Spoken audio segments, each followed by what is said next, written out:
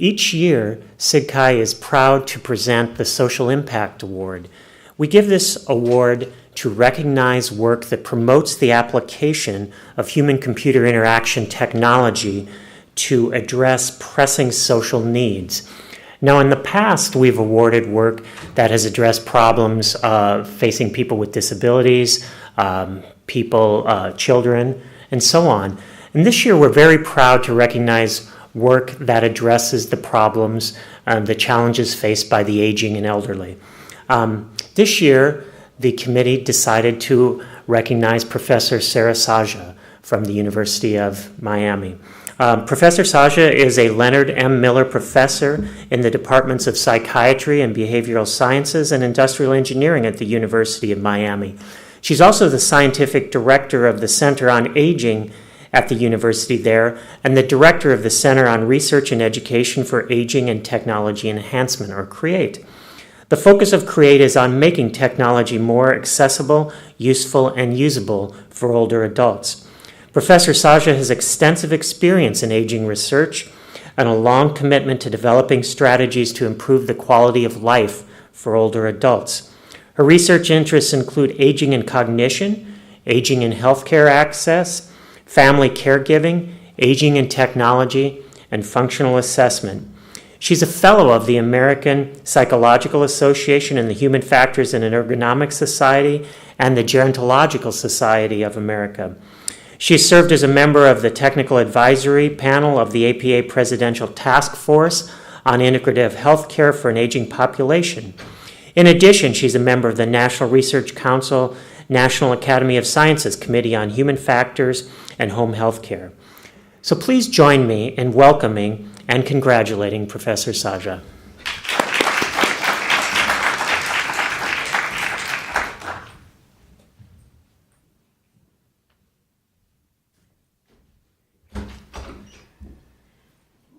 Hi, good afternoon.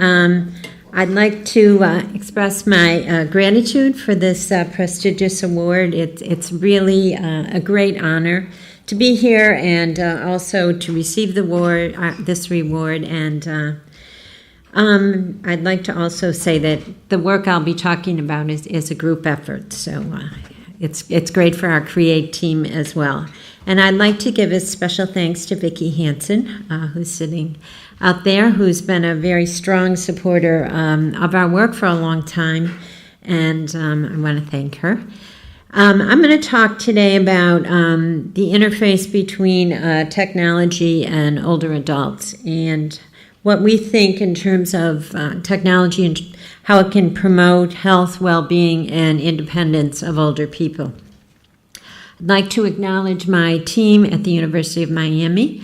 In fact, Tatiana is here. She's worked with us at the University of Miami and now has left to do a PhD program at CMU, so we're very proud of her.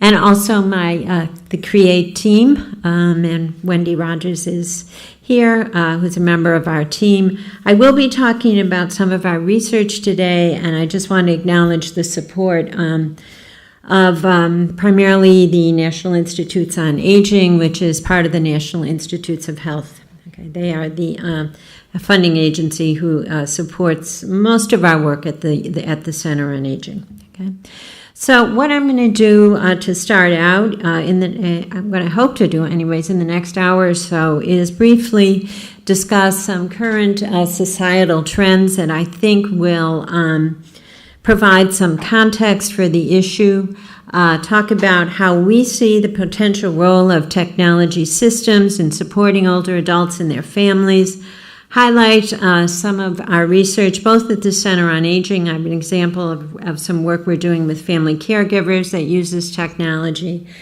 talk in more detail about our CREATE Center, and then at the end, briefly discuss what I think are some challenges or opportunities for the future. Okay, so in terms of background, As we're aware, all of us, there's been an increase, and there will continue to be an increase in the elderly population, especially the oldest old, which is a relatively new phenomena. And why this is such an important phenomena is that as people get into their later years, they require more care and assistance, and we see technology playing a very strong role here. So if we want to look, this is some data for the United States. We can see the increase in people 65 and older. That's been happening steadily over the decades and will continue in the next few decades. The bottom line is what's referred to as the oldest old. Those are people 85 and older, and we can see a big jump in the people in those age cohorts.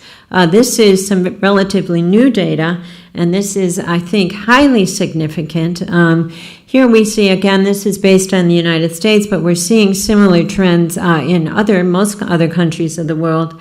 These are populations aged 90 and older. Okay, so we're going to have a lot more people who are living well into the ninth decade and even 100 years and older. And as I indicated, this is a significant societal issue, because while people are living longer, it also typically means they need more care and support. And just to show you that this just isn't restricted to the United States, but other countries in the world as well. This is just looking at the percentage change in the world population by age. And we can see a big jump in people 85 and older and 100 plus years. So what are some of the challenges associated with population aging? And I think it's important to discuss these because it's certainly something that has relevance for technology and design of technology systems. One is the increase in the dependency ratio. What this means is there's a larger number of people who need support, and dependency ratio is usually talking about economic issues, and fewer people to provide support. There's also increased demands, obviously, on the healthcare system. And as you'll see in a minute, technology is playing a huge role in healthcare delivery. There's lots of people who are going to require support and assistance. And I think currently, right now, at least in the United States, I think there's really a lack of infrastructure and systems to support older adults. Most of the way our cities and states are designed in the U.S. is more youth-oriented, I would say, than more supportive of older people. We also don't like to just think about challenges associated with population aging, but also think about what are some of the opportunities. And I think there are a lot of opportunities associated with this large cohort of individuals. One is most older people, despite some of the myths, the reality is most want to remain productive and actively engaged in society. It's not uncommon nowadays to see people in their 70s, even their later 70s, wanting to remain productive, continue to work, taking up new careers, hobby, or leisure activities. It's also, I think, the older population represents a very large untapped resource in terms of skills, knowledge, and experience. And many times when we think about aging, we think only about decline, but we also have to think about other factors that don't represent decline, such as skills, knowledge, and experience that come with age. And finally, older adults are a critical source of family support. Now, at the same time that the population is aging, I don't need to say it to this crowd, but technology is becoming ubiquitous in everyday life. And this is highly significant for the current cohort of elderly who didn't necessarily grow up with all of the technologies that are abundant today. Certainly in work and employment, it's hard to think of a job that does not involve some kind of technology system. In learning and education, online learning systems are growing and increasing every day. Certainly in the healthcare domain, routine living activities as well as leisure activities. Just to show you some examples, this is what a telephone looks like now.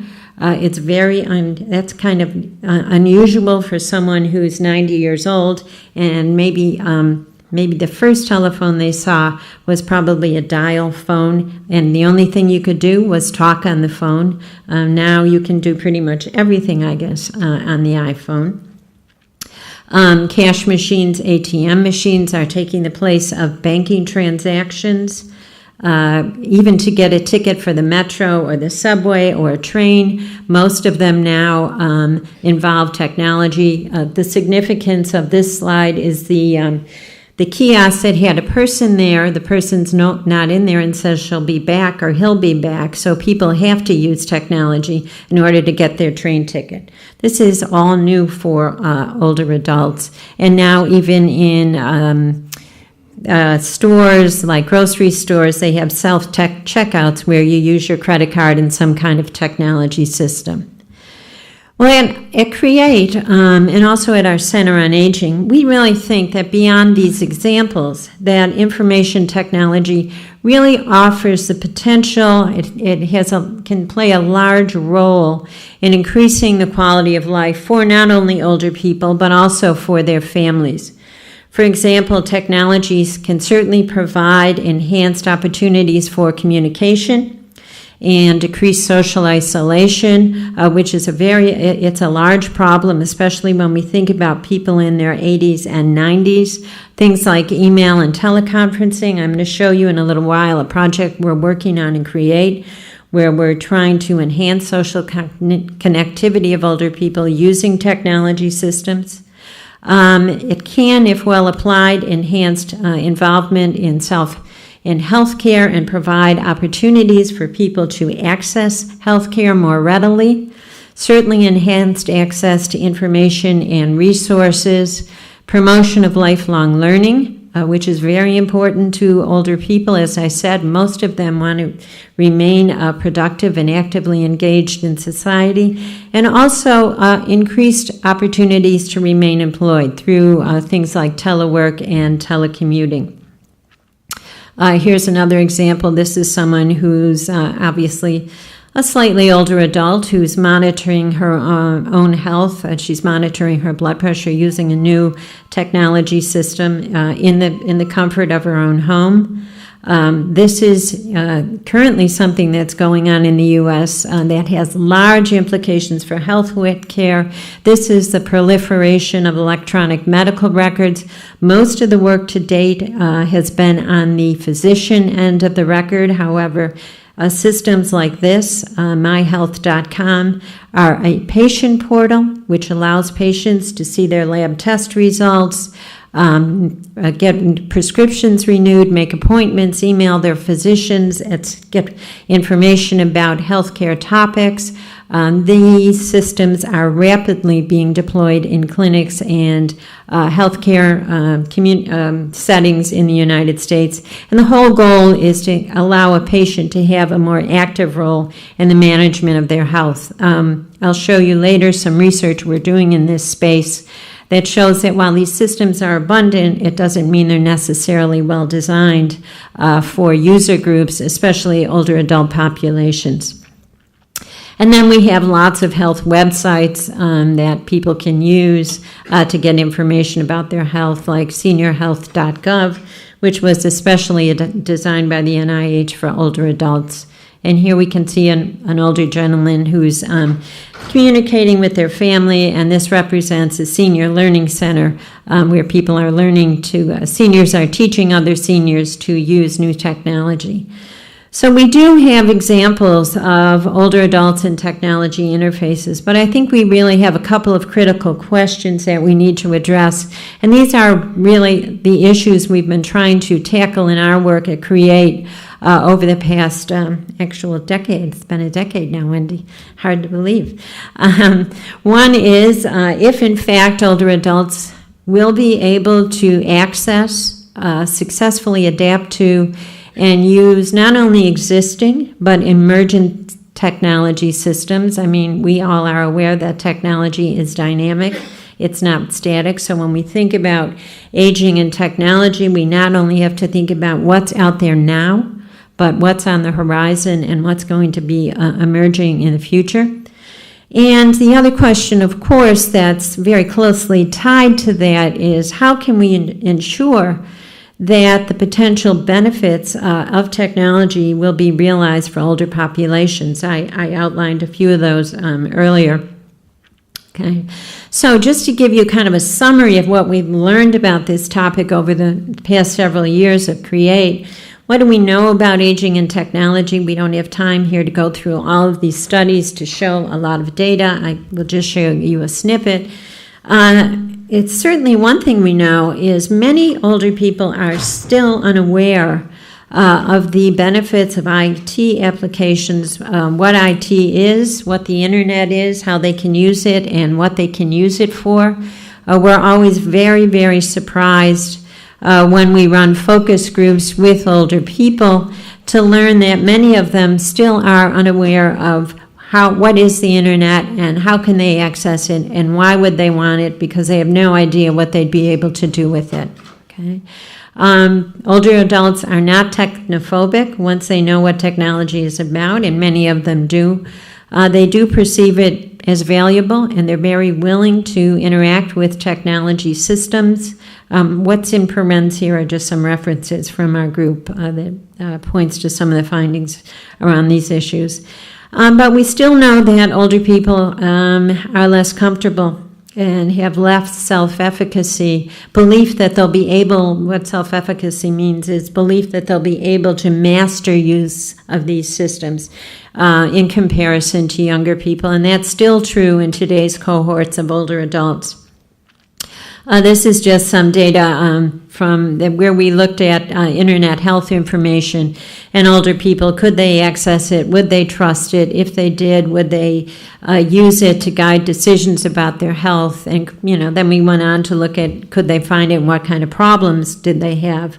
And this particular sample included more than 100 people ranging in age from, I think, 60 to about 92 in this study. And after searching for health on the internet and teaching them how to do that, we asked them some questions. And just to make the point is that they, even though they had some difficulties performing the tasks and using the internet, most of them still believed, 95%, that it was a very valuable tool for finding health information, and that they would in fact use it to find health information, which we were very encouraged about, because these were people who did not have experience prior to interacting with us in our labs using the internet to get information about their health.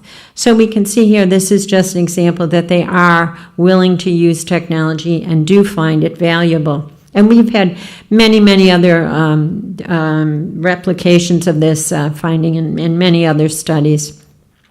However, this is some earlier data of ours that shows you that this is a rating of computer attitudes from an original scale was developed by Sherry Willis, who was at Penn State, and some of her colleagues. And one of the components of the scale is comfort around using technology and using computers. And we just looked at this over time. And what we can see, we compared younger, middle-aged, and older adults. And what we can see are two things, that comfort has increased over time. This is, I'm comfortable using computers and the internet. But we still see a big age difference, okay, between older adults, middle-aged, and younger adults, even though it's been increasing. So we still do have problems with comfort and self-efficacy. What else do we know about aging and technology? Well, we certainly know that older adults can learn to use technology systems. It may take them longer than younger people, and they may require more environmental support. Unfortunately, even today, they do use technology less frequently than younger adults, despite its potential benefits. And this is some very, very recent data. I don't know if you're all aware of this. The Pew Internet and American Life study. It's a large survey study that's ongoing in the United States, and it taps all kinds of issues around people using the internet and technology, and what do they use it for, and what do they think about it, and now they're looking at mobile applications, etc. In any case, what we can see is that there is still a gap in terms of age with respect to not only internet use, but also this data is based, it's from 2012. Okay, so it's very recent. You might find it surprising, but we can see that people aged 65 and older, only 53% are using the internet, and only 39% have actual access to broadband in their home. And not having broadband, as you all well know, has lots of implications for the things that you're going to be able to do with your computer, especially when we're thinking about things like online learning and healthcare applications, okay? And I just looked at the latest internet stuff from the Pew, even younger, more recent than this, a couple of days ago, and we're finding that the trends are leveling out. Okay, we're starting now not to get any more increases, even though there were increases in use among older adults. Those curves are starting to flatten out. So we do still have a digital divide. This is just another slice of the data, and this is just to show you that in the U.S., people who do use the internet and are older tend to be better educated, of higher socioeconomic status, and white as compared to minorities, and we see the same exact trend for broadband adoption at home. Okay. So what's going to be required when we think about access to IT, particularly health IT? And here we like to talk about meaningful access. Okay, meaningful access means we have to think about more than just giving people technology systems. All right, we really need to think about access not only to the technology but to technical support. Think about an 80-year-old woman who's using some healthcare system in their home, or who has a computer and the internet and lives alone and something breaks. Okay, where do they go for help? They need to have a source of support. They have to have requisite knowledge and skills to use technology. And if we're thinking about healthcare technologies or any kind of internet technologies, it's not only being able to use it, it's being able to meaningfully use it, which means use the information and resources appropriately. So what have we found? Why are there still age-related barriers to use of internet-based technologies and technologies in general for older people? Certainly, as I alluded to earlier, we still have problems with limited knowledge of potential uses and benefits of technology. This is particularly true among older adults who obviously are less educated or who have less socioeconomic resources. They don't have available training and technical support. A common issue that we get confronted with is, where do I buy it? How do I buy it? Who's going to help me set it up? And who's going to teach me how to use it? And what do I do if it breaks? Okay. Cost is still an issue. And if we're talking about healthcare technologies, it comes into, is this in the United States, is this going to be covered by my health insurance or not? Technology keeps changing. How do you keep up with it? I've just invested some resources in learning to use an iPhone. I don't know, what are they up to? It's going to be 5.0. I just learned to use the first iPhone, and now there's a new one, and there's a new Windows system. I'm 85. I don't know if I want to keep investing more time in learning new systems.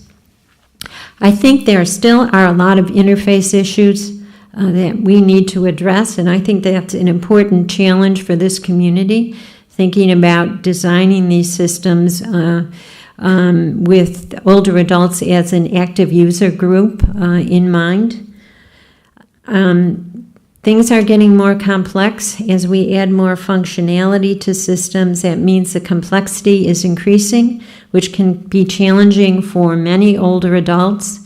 And I think a big issue is that when we're thinking about technology, a lot of it places demands on human information processing skills and aspects of cognition like memory, attention, inferencing, reasoning. And what we know from the aging cognitive literature is that these demands can be problematic for older adults because age is associated with some declines in some aspects of cognition. And here I'm talking about normative age-related declines, not declines that are associated with conditions such as Alzheimer's disease or mild cognitive impairment.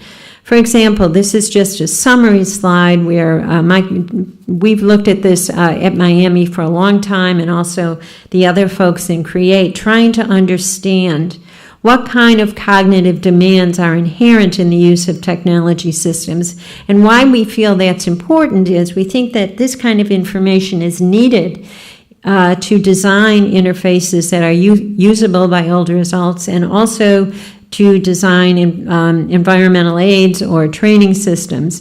And what we found that even if we look at simple things like using an ATM machine, which may seem to most of us very, very easy, and it's a very rudimentary form of technology, it still places demands on cognitive abilities such as working memory, attention, processing speed. Certainly we find that in internet-based information seeking. And more recently, we found that cognitive abilities and things like health literacy are very important to successful use of electronic medical records, like the ones I showed you earlier. Our student, Sara Czaja, just finished her dissertation looking at this issue. So these abilities, these component cognitive abilities, are often referred to as aspects of fluid intelligence, and what we know is that they decline with age. Okay, this is a classic finding in the cognitive aging literature that shows things like verbal ability, which are thought to be crystallized abilities. That's things like vocabulary or world knowledge, tend to keep increasing with age, and we don't see a big decline.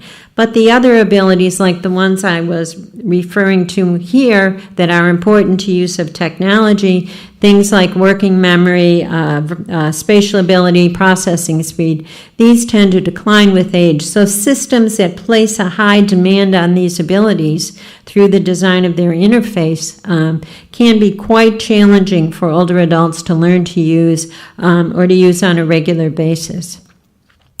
So what are some of the consequences of not having access, or I think more importantly, meaningful access to technology systems? One is, I think for sure, and this is going to increase as technology is diffused more widely in the healthcare arena, is less access to healthcare services and health information. In the U.S., and I know this is true in some other places like Scotland, many services are now becoming only available online. Okay, so if you don't have access, you're not going to have services available. I think it results in a reduced ability to live independently and at home. As I said, reduced access to services and reduced opportunities for informal support. So our challenge has really been, how can we maximize design solutions for older adults so that we can remediate problems with this digital design? And I think, though this may sound obvious to all of us in this room, we really have to think about who is a user and conceptualize older adults as active users of technology systems. We really have to understand their characteristics, their needs, their preferences, knowledge about the technology demands, as well as the context. And I'm going to give you an example for our research in a minute where we didn't think that through, the context in which the technology will be used. If we're doing research in this space, we have to use what we like to call ecologically valid research protocols. I think we clearly need multidisciplinary teams and approaches. I know in our group we have engineers, computer scientists, psychologists, as well as clinical clinicians, and we have to involve the users in the design process. So I think what this is saying is we have to use a user-centered design approach. Okay. So with that kind of background, I just want to take you through a couple of examples of some things we're doing at our Center on Aging, and also create that involves technology systems. At the Center on Aging, which is a broader center at the University of Miami, it's a fairly large center now. We have about, I think, 15 to 20 people there full-time, and then we have 33 affiliate faculty members. Most of our work in the area of technology has been in using technology to support family caregivers. These are family members who take care of older adults who have some kind of disease or disability. We were using technology in the space of functional assessment and also in terms of cognitive remediation. And that work largely is for people with mild cognitive impairment or mild Alzheimer's disease. So let me skip ahead to one of our caregiver projects. This is Videocare. This was supported, I just want to acknowledge, by the Langlaw Foundation, AT&T, the Administration on Aging, and Cisco. And the objectives of our project, and this was kind of a pilot feasibility study, were to really evaluate, is it feasible to use video phone technology to deliver an evidence-based caregiver program. A caregiver program, this is a program to help caregivers take care of their family members who have Alzheimer's disease. Okay. Can we use this technology to bring the program to the caregivers in their own home? And our focus here was on minority caregiver populations who tended to be a lower socioeconomic status. Why were we concerned about bringing the program to the caregivers? Because if you're involved in caregiving, especially if we're talking about caregiving for someone who has dementia, it's very hard many times for caregivers to get out in the community and access programs. So we were using technology to bring the program to them. We certainly wanted to evaluate not only the feasibility of the technology, but also the impact of the intervention on caregiver outcomes. Okay, if we bring the program, will it help the caregiver? Caregivers, if you're not familiar with the caregiving literature, people who engage in family caregiving do a great service to society and their families, but most do it at a great cost to themselves. Many caregivers actually suffer from clinical depression. They get sick. They have a lot of comorbidities. So it's very stressful to do this for long periods of time. So we wanted to look at, does our intervention help these kind of caregiver outcomes? And then, of course, because we're in Miami and have such a diverse population, we wanted to get some preliminary data on ethnic differences in response to the intervention. So this was our study design. We ran this study as a kind of a mini randomized controlled trial, and I'm saying mini because our sample was not that large. It was about 111. So people were recruited from the community. These were active caregivers.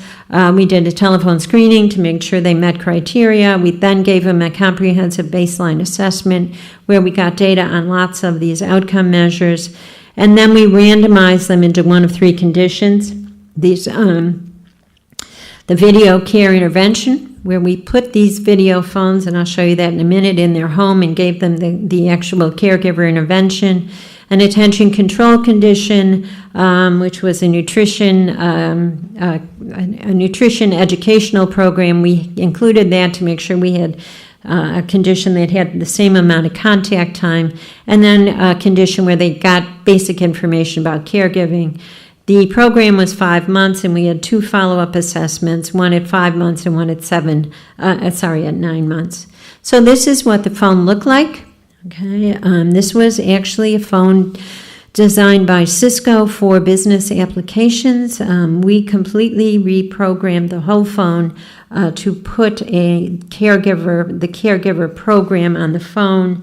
And this is the intervention. These are the features of the intervention. We had individual counseling sessions between the caregiver and one of our clinical interventionists at the university who did the counseling sessions in her office. The caregiver was in their home. It was all done over the video phone. We had online support groups where caregivers talked with other caregivers. We had a resource educational seminars. People actually had a video library on the phone where they received educational videos from our faculty member on things related to Alzheimer's disease and family caregiving. We had a resource guide and lots of information and reminder systems. So the whole phone was menu driven. Okay. People access the different features of the phone using a telephone menu. We chose this technology at the time because don't forget, these are older caregivers, none of whom had any computer experience whatsoever. So being able to use a telephone keypad was something that was very familiar and very easy for them. And they just walked through the menus. So if they wanted community resources, they picked that, or community programs, they picked that, and then they went through the menus. And everything was done in a multimodal format, both visual, they had screen messages, and everything was also spoken to them. One of the challenges, of course, being in Miami is that people are very diverse, so we had to do the whole program in 3 languages, which was quite challenging. English, Spanish, which isn't so bad because we have a lot of Hispanic people in Miami, but we also have a fairly large Haitian population, so we also did everything in Creole. Okay, so when people logged into the system, it automatically came up in their preferred language. Right? This is just to give you an example of what they would see if they wanted a tip on how to handle problem with behavioral agitation, which is a very common problem with people who have dementia. They become very agitated, and the caregiver has to have some skills to be able to deal with this. So these were just some tips to remind them of what to do. They saw them on the screen, and they were also spoken to them. This is an example of what they saw during an individual counseling center. This is Dina, one of our counselors. So the caregiver would see Dina on the screen phone, and Dina would see the caregiver. And this was an hour one-on-one session. And this is what an online support group looked like. Okay, caregivers, and we'd had 6. These are not caregivers. These are some of my esteemed colleagues at the university who posed for this picture. But we would have 6 caregivers on with a facilitator, and when a caregiver spoke, their picture would actually get larger on the screen so people could become familiar with who was the person who was actually doing the talking. Again, they did all of this from their own homes, and we ran support groups in Creole, in English, and in Spanish. So this was a challenging project. This was our sample. We had Hispanic, African American, and Haitian. The mean age of our caregivers was about 63 years old, and a large percentage were high school educated or less. Okay, so this was not necessarily a well-educated sample. So here's some of our major findings. We're very excited about this research. In fact, we just had it accepted in the American Journal of Geriatric Psychiatry, our main outcome paper. People who got the intervention really reported a significant decrease in caregiver burden. That's a very important outcome because feelings of burden, perceptions of burden are actually linked to depression, which is then linked to poor health outcomes. People also, we found a significant increase in their feelings about being a caregiver. They felt more positive about their roles of a caregiver, and they found, they reported a significant increase in social support. Both of those 2 latter outcomes are very important also in terms of patient placement. Okay, they're placing the patient in an institutional setting as opposed to keeping them at home, which has a lot of economic consequences. We also found that they liked the video phone. They found it very easy to use. We didn't have anyone who couldn't use the system. And they really liked the support groups, which was kind of a fun finding. Now, I do want to tell you about a challenge we encountered. in this project. And this gets back to something I said earlier about the importance, if you're going to think about user-centered design, is also think about context. Where's the technology going to be used? In this particular case, to use a video phone, of course, you need internet and broadband access and a DSL line. And we naively, because we designed the system in our lab and pilot tested it in our lab, thought, well, that's not an issue. But guess what? Not one single caregiver had internet or DSL line in their home. Okay. So we had to actually work with the phone companies in Miami to install the DSL lines before we could actually put the systems in the homes of the caregiver. All right. So that's why thinking about context as well as user, I think, is critical. Okay. So follow up on this work. We just got a grant. It's just started April 1st. From the National Institute of Nursing Research, which is also part of the NIH, where we're going to be looking at this program using tablet technology in a much larger sample of family caregivers. So I'll stay tuned for the results from that trial. We're just getting started now. And here's some just some sample caregiver reactions. How, this is just quotes from 3 caregivers. They really liked it. They really were very pleased. We have tons and tons of quotes about how it allowed them to provide better care of their loved one, and it really alleviated their stress and so forth. Okay. And now I want to give you a couple more examples and talk to you about some of the research we're doing in our CREATE Center. CREATE is actually in its 12th year of funding, and we're a month from now, we have to put in our proposal for the next 5 years, so Wendy and I are a little nervous. CREATE is a center that's focused on aging and technology, and it involves people. It's a multi-site center. It involves collaboration between us at the University of Miami. The 2 main people there are myself and Joe Sherritt. Florida State University, the main people there. Of course, there's teams at each school, Neil Sharness and Walter Boot, and then at Georgia Tech, Dan Fisk and Wendy Rogers. Okay, and CREATE is funded by National Institutes on Aging. It's a collaborative center, and the whole focus of CREATE is on issues surrounding older adults and their interactions with technology. We have lots of goals and aims. One is to examine issues regarding technology use in diverse samples of older adults, and that's one of the beauties of having a multi-site project. We all have different populations in the areas where we live, so we are able to look at technology systems in broad user groups. We're very interested on looking at the impact of technology use on issues like well-being and quality of life for older people, which was a jump for CREATE 3. We're working hard to develop guidelines for technology design, not only design but implementation of technology systems and training programs to take into account the needs and preferences of older adults. We really want to look at further our understanding of the relationship between individual characteristics, things like cognition that I alluded to earlier, and technology adoption and use. And one of our goals, of course, is to go outside of academia.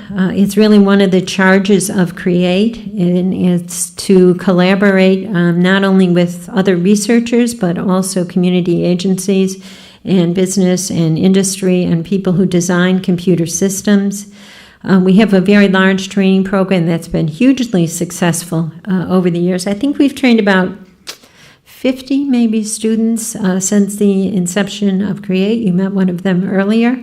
And now we have CREATE prodigies who are actually faculty at other universities.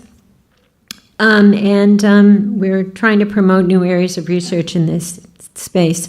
So our focus is looking at technology applications in 3 broad domains. One is living environments. Another is in work settings and looking at issues surrounding technology and employment. And another, of course, is the healthcare arena. Each site has standard research projects that are distinct but interrelated under the umbrella of CREATE and complementary to each other. And then we have smaller collaborative projects where we're actually doing small projects with industry or with a community agency that services older adults. We have an ongoing cross-site field trial that I'm going to talk to you about, show you in a minute, that we're really excited about. And then we have a pilot research program for students, and we fund students at each of the 3 universities. And one of the benefits, of course, is that our students can work across the 3 schools, okay, with faculty at all 3 of our CREATE schools. Just to tell you a little bit about the research program at Georgia Tech, some of their research projects are concerned with augmented memory through cognitive prostheses, and really understanding issues between humans and collaborative machine assistants. And Wendy and Dan have 2 collaborative projects, one around healthcare with a company called Aptima, and another focusing on collaborations and connectivity with a company called Big Screen Live.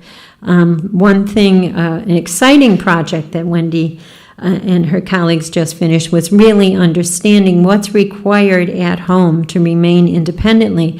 And why that's so important is we have to understand those requirements in order to design technology systems to support independent living. So I think you've gotten some very valuable data on that, which the Georgia Tech team is working writing up right now. And then, of course, Georgia Tech does have the Aware Home, which is actually on the campus. And there are support systems throughout the house, throughout the Aware Home. So there are a lot of projects going on, development of monitoring systems, automation issues, find all kinds of things around privacy concerns that are possible at the CREATE Georgia Tech site because of the availability of the Aware Home space. At FSU, their research is concerned with cognitive training, looking at, for example, the value of computer games to enhance and maintain the cognitive abilities of older people. And then Neil, for quite a while, has been looking at developing and validating an enhanced version of the GOMS tool for designers of technology systems that includes parameters particularly relevant to older adults. And then they too have some collaborative projects. At our main focus has been on employment of older workers, looking at technology in that arena from the perspective of training. How do we train older workers to use new technology systems that are available in their jobs or that they have to interact with, all the way to work preferences and job performance. And then our other big focus is in the healthcare arena. Joe and I have done a lot of work in internet-based health information seeking, telemedicine. We're just finishing up this project, a telemedicine project. And more recently, I alluded to earlier, in electronic medical records. We actually developed a patient portal, a simulation of a patient portal that mimics the portal of the Epic EMR system. And we've been looking, and it does everything the Epic system does. We have fake patient data in there and so forth, so people can see the results of their tests, and they can look at what's happening with their glucose monitoring. And our concern is, can people actually use these systems to do these kinds of tasks, especially people who are low educated and less literate. Then a highlight of CREATE 3, and this is where I'll spend some time on, is really our cross-site project. And this is a project that's going on across all of the 3 CREATE sites. And it's called the PRISM Project. PRISM, Wendy actually came up with an acronym. It's a personal reminder, information, and social management system for seniors. Okay. So the background for this project is that currently in the U.S., about 30% of older people live alone at home, especially people once they hit 80 or older, and females, because females have a longer life expectancy than males. So we're going to see even a greater percentage of people living alone in the upcoming decades. And why is that a problem? Well, certainly people who live alone at home are at risk for becoming socially isolated. And there's, being socially isolated is not good. It's linked to all kinds of outcomes like decreased health, depression. There was even a recent study that just came out last week in one of the British medical journals that actually found a link between social isolation and earlier death, which is not surprising given the link between health and depression. Also, they're at risk for certainly lack of access to services and resources that they need. They have a harder time living independently because there's no one there to help them with support, poor health status, and overall diminished quality of life. Okay? And as I said earlier, we really think that technology might benefit these folks, but there have been very, very few systematic, robust studies that have really looked at this issue, that have said, hey, can technology be helpful to people who are older and socially isolated? What features are useful to them? How can it be helpful? And what are some barriers to access that we can work on? So our aims in this PRISM study were really to get information on the both usefulness and the usability of the PRISM system, and of course interface design issues among a diverse sample of older adults. We wanted to look at how does having access to this system, what's the impact on outcomes like social isolation, social support, and well-being and quality of life. And then, of course, if they have a system like PRISM, how does that affect their attitudes about other kinds of technology, about technology uptake and technology self-efficacy? We're interested in looking at this over time. Okay, so this is a longitudinal trial. People have the system for a year. We're going to look at usage patterns over time. What features do they use? What falls off? Certainly because of our interest in cognition and aging, look at the relationship between individual characteristics and system use. So let me talk to you, I'll show you the system in a minute. I'll give you an overview of the actual design of the study. This is actually being run as a randomized trial. It's actually registered with the government as a controlled randomized trial. We have two conditions. The PRISM C condition, where people actually get the computer in their home, and a PRISM D condition, B, which is serving as a control for us, and that people get a binder of information that's updated regularly. And they do have the same amount of contact in terms of outcome assessment and implementation and so forth. This is our target population. This is who's in our study. People 65 and older who are at risk for old social isolation. I'll define that for you better in a minute. And our goal was to recruit 100 people per site into the trial. That has changed a little, but we have reached our recruitment goal.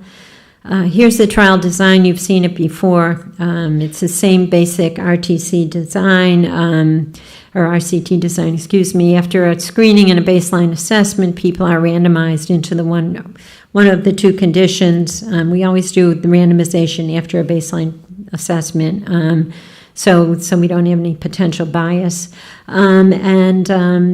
They go to PRISM B or the control, PRISM C or the control condition, and then we have assessments, follow-up outcomes at 6 months and 12 months. And we are including an 18-month telephone interview, but our main outcomes are at 12 and 6 months. Here's our inclusion criteria, and we spent a long time struggling with these criteria. We had many, many long meetings about this because we really wanted to capture people who were at risk for social isolation. So they had to be 65 and older. They had to live independently in the community and not in some kind of residential facility. They had no computer in their home, no internet in their home, and they didn't use it regularly in another place in the past year. We defined that very carefully. For this round, they had to be English speaking. They couldn't be working or volunteering or actively engaged in some kind of senior center or community group. Which made recruitment very challenging because, of course, it's hard to find people who are socially isolated, but we wanted to make sure that that was the group that we got in the study. People got an extensive battery. I don't expect you to read that, but we had screening. We screened, of course, for cognitive status, for vision, hearing. Cognitive status was, of course, our main concern given the age of our population. We have lots of measures to characterize our sample, including a battery of cognitive markers of cognitive abilities. And then we have lots of outcome measures like depression, social support, social isolation, quality of life, use of formal care and services. And then we developed a new measure of computer proficiency, also of technology acceptance. Okay, so people get that battery at 3 time points. Baseline 6 months and 12 months in their home by a certified assessor. I do want to just take a moment to talk about the design approach to PRISM. This also, we spent about 1.5 years designing the system. We built it off of an existing platform called Big Screen Live. We tried to have a user-centered design approach, and I think we were very successful in that end of the trial. We had an early and continual involvement of users at all 3 sites who were pilot testing not only the system, but also our training programs, and it was a highly iterative process. So we did focus groups, we did pilot testing, usability review, redesign, re-review, etc. Okay, and we involved people who were representative of our target population in all of the stages. Okay, let's get that. The PRISM system. It's on a PC. We have a keyboard and a mouse. There's speakers. Because we're collecting usage data, it's linked to a secure server at the University of Miami, and it's locked down. People are given a printer, and they actually access the internet through a wireless card. So we are collecting real-time data on use, in addition to the battery that I've just showed you. Okay, this is what the system looks like. It may seem simplistic, but trust me, our seniors love it. Okay, this is the home page for PRISM. They never have to log into the system, so when they turn on their computer, the home page automatically comes up on their computer. Every day they get a picture of the day. These are actually photographs that Neil Sharness took. And so we've loaded them onto the system. They get the date. We originally didn't have the date on there. And one of the beauties of pilot testing was several of the seniors said they would like to have the date and time very large on their screen when they turned on the system.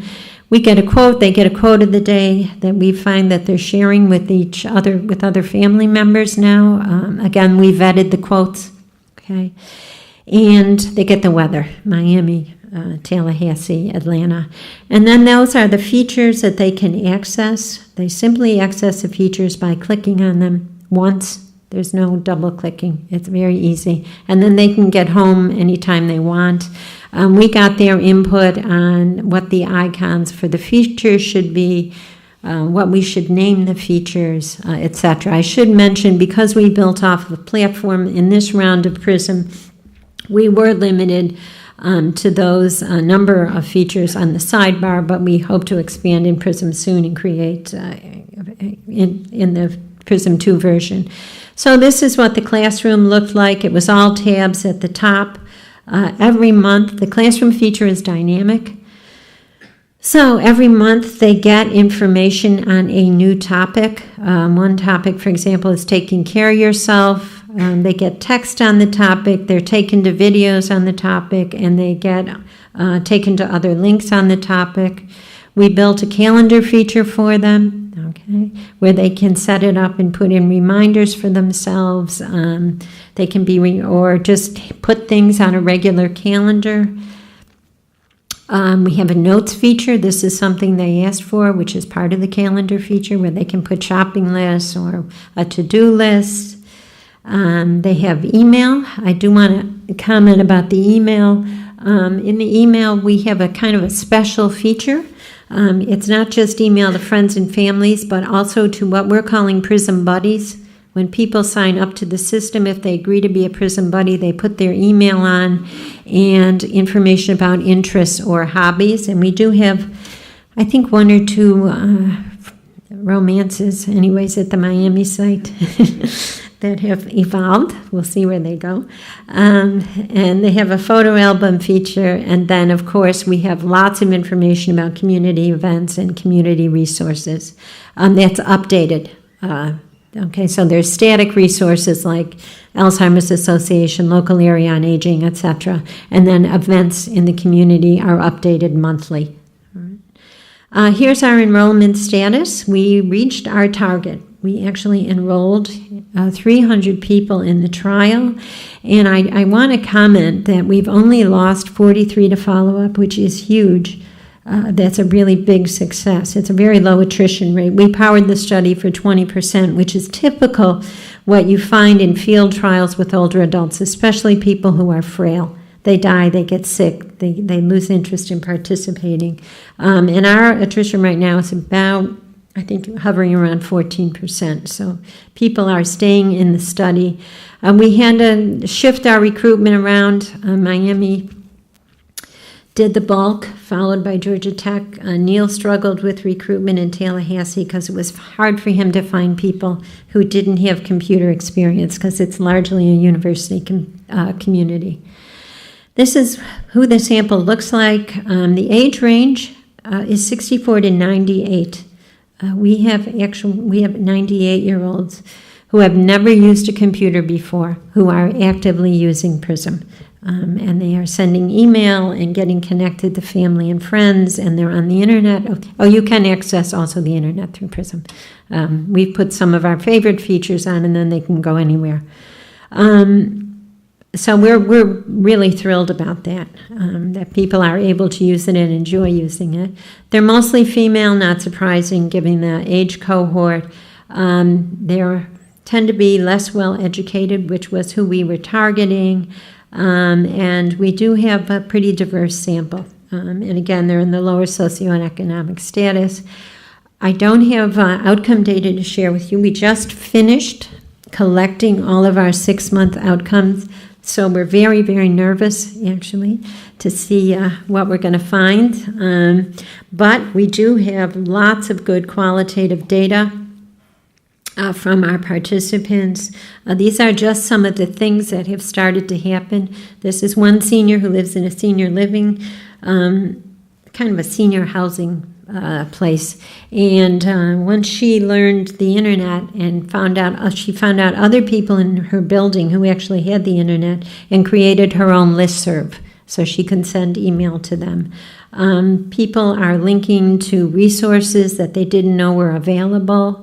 They're connecting to their church, to foundations, sending notes and emails to family they had lost track of in Europe, keeping in closer contact with their children, and they're actually, as I said, making new buddies. So I think the trial is a success. I can't give you any, Wendy's crossing her fingers, I can't give you any statistical data until maybe, I don't know, a couple of weeks from now. Okay, but we're highly encouraged. I think we're extremely encouraged that people like the system and are able to use it. Okay, so to find out more about CREATE, we have written several books on designing for older adults that are all available. We've been putting out about a book a year. Dan and Wendy have led up this series, and then we all take turns authoring a book. And we do have a website if you want to find out more about us. Okay, so in closing, some of our future challenges I think that we're going to be confronting in this area is certainly the populations of older adults are becoming more diverse. I don't just mean culturally and ethnically, but in terms of age, interests, educational backgrounds. with the aging of the population, there's going to be a lot more people with complex multiple comorbidities that affect both their physical and mental capabilities, and we really need to think long and hard about that in design of our systems. There's continual changes at the same time in technology and emergence of new platforms.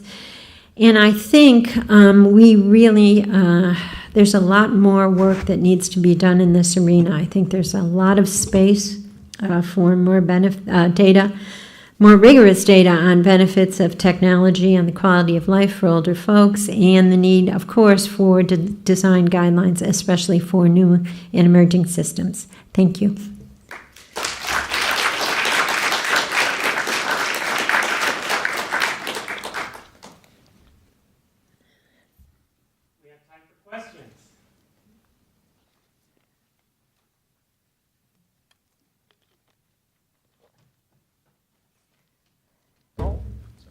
Joe Constant from the University of Minnesota. Hi. What's your perspective on how much of what we're seeing is a single generation or pair of generations issue, particularly when we talk about, older adults for whom an ATM machine, a ticket machine, and other things that force them into a technology they're uncomfortable with are seeing change, and how much is this a paradigm that every generation, including the ones we think of as born digital, will discover that their ability to keep pace with the change of technology is going to make this a permanent challenge, that 60 years from now we're going to be having the same discussion about people who can't understand why life isn't as easy as it used to be on an iPad? Well, we get, thanks, that's a great question. We get asked that a lot. I think part of the answer to that question depends on us. Certainly we know that people are going to continue to get old, and technology is going to continue to change. So there will always be issues around new technology and user groups being used to old systems. But I think if we start applying some principles of design to these systems, perhaps it's not going to be as much of a challenge for future cohorts as it is now. At the risk of maybe making an unpopular statement, I think up until now, this user group has been largely ignored in this whole arena of system design. And I think the more we pay attention to them as active users of the system, some of the issues may be less in the future. So I think the onus is on us a little bit. Yes? Hi, I'm Jenny Waycott from the University of Melbourne. Hi. I really liked the PRISM study. I've got a couple of questions about it. Firstly, I wondered if you could comment on how you measured social isolation. Yeah, we have some standard measures of that are available in the literature. If you're interested, I can send them to you. They're paper and pencil, self-perception. Okay, yeah, okay. Thanks. We're trying to measure social isolation in our studies at the moment, and we're finding it quite challenging. No, there are some standard psychosocial measures which we can give to you. Yeah. My other question was about the photo album feature, and you mentioned that the users share photos themselves. Yes. So do they use the device to take photos? No. People send them photos, their family members. They like that a lot. They get pictures of their grandchildren, then they can create their own albums. We created a couple to get them started with Samora and Neil's pictures, but now they're also sharing they can send with email, a photo to one other person or their family, whoever. Ron Becker, Technologies for Aging Gracefully Lab, University of Toronto. Have you been able to study this phenomena at all cross-culturally, either perhaps in a country like Japan, which also has, very accelerating demographic challenges, or in countries that are not as technologically saturated as we are in North America? Well, actually, we have been doing some collaborative work internationally. Wendy has done, and Dan have done some work in Japan.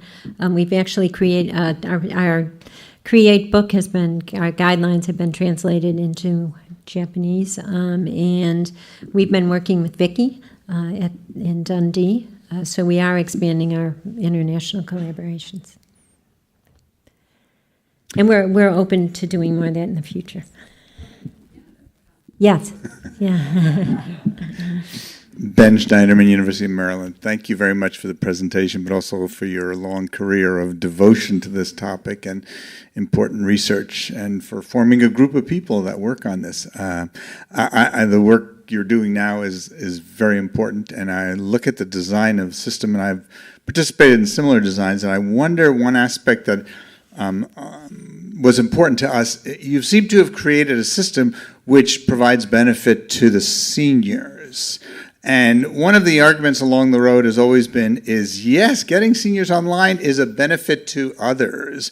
So are there ways in which you can redesign the social structures and actually make it so that the seniors provide benefit to non-seniors, and they have expertise, skills, resources, time that could be a huge benefit to society? An ideal system to me would bring benefits to a wider range of people and thereby make a sustainable economic model that others would want to support, as well as giving value to the seniors by the sense of giving them a sense of importance and self-efficacy of what their contributions are. Well, I think that's a wonderful idea, and some of our plans for Create 2 are actually around expanding the connectivity aspect of the PRISM system, where people can connect to other people, and that may be one area in which they can do that, because I think just getting a sneak peek at some of the user data is showing us that one of the most popular features, not surprisingly, is email, and people are really enjoying connecting not only to their family members, but also to the new people that they're learning in their buddy system. So Let me just pursue that a little. I think it's more than just the facilitation of technology, it's the social structure. So, for example, do you enable these seniors not just... Do you encourage them to help one another and train one another? There should be a way they're a resource for others, but also is there recognition for that, and then recognition for their, not just writing their memoirs maybe, but helping others outside the senior community? I think we haven't done that to a large extent in this round of PRISM, but I certainly think it's an important thing that we should expand on. I think it's a great idea. Thank you. So I'm glad Ben asked that question. I actually had about 3, and that was one of them. I'm going to follow up slightly on that before I ask a completely different one. Sure. I mean, one of the hot topics at the other end, largely at the other end of the age spectrum, is online education. And one of the difficulties there is mentoring and so on. An idea that some people have certainly had is that many retired or semi-retired elderly people have lots of skills that could be deployed to educate people. And with infrastructures coming out, MOOCs, that allow for distributed education, letting elderly people serve in roles in those systems, both as learners but also as teachers, seems very promising. So, no, I think it's great. Yeah. And, we're looking for ways to expand the system, and these are certainly some good ideas for expansion. Good. So a totally different issue. I was curious about, I guess, 2 interrelated issues, money or financial issues, and then I guess scaling. And the money and financial issues sort of came up in 2 ways.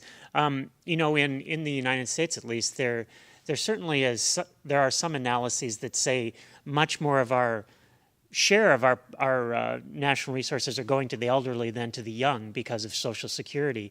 And so in a way, lack of resources for the elderly seems like a strange framing. I wonder if it's lack of resources for particular uses like technology. And the other thing, kind of going along with that, you mentioned that maybe system designers, technology companies aren't targeting the elderly. Again, I think elderly have lots of savings, as I understand it, more than younger people. So typically companies like to make money, and they target people who have money. So I'm wondering, why isn't there a big rush to make money by selling technology, by designing technology for the elderly? Well, I think there's starting to be a push in that direction. I know several years ago, I think it was Microsoft had a push in that and then kind of abandoned that effort, and I think companies are starting to retake that. But I think, to this group, it may not seem like a fact, but there still are many, many, many myths about elderly that I think influence those decisions. I mean, there's still lots of ideas that older people are technophobic, that they can't learn, that they're sick, that they're depressed, and I think that still is in the minds. We're very surprised when we collect attitudinal data about what do people think about older people, and they still conjure up those images of people who are old, decrepit, and sick.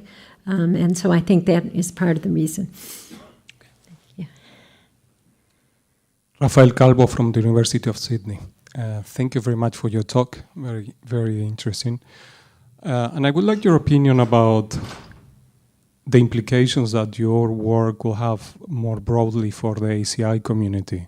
I think specializing in a population like the elderly, like you do, also could inform design in other areas, if you want, of ACI, particularly because of the study of well-being. And I really like your the factors you were taking into account that I think correspond in a way to the self-determination theory, to competence and autonomy and connectedness, that a lot of people believe it's 3 factors that support well-being in general.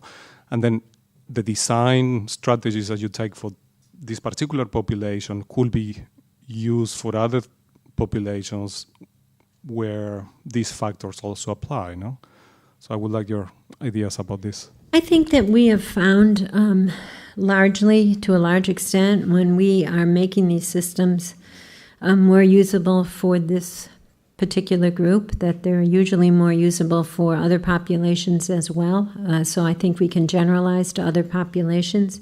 And I think, we also have to think in terms of adaptive systems, where systems can be adapted to the skill level, needs, preferences of the particular user group. But I can't think of an instance where we have found that designing the system to accommodate an older adult has not been helpful to other users as well. So we share that perspective.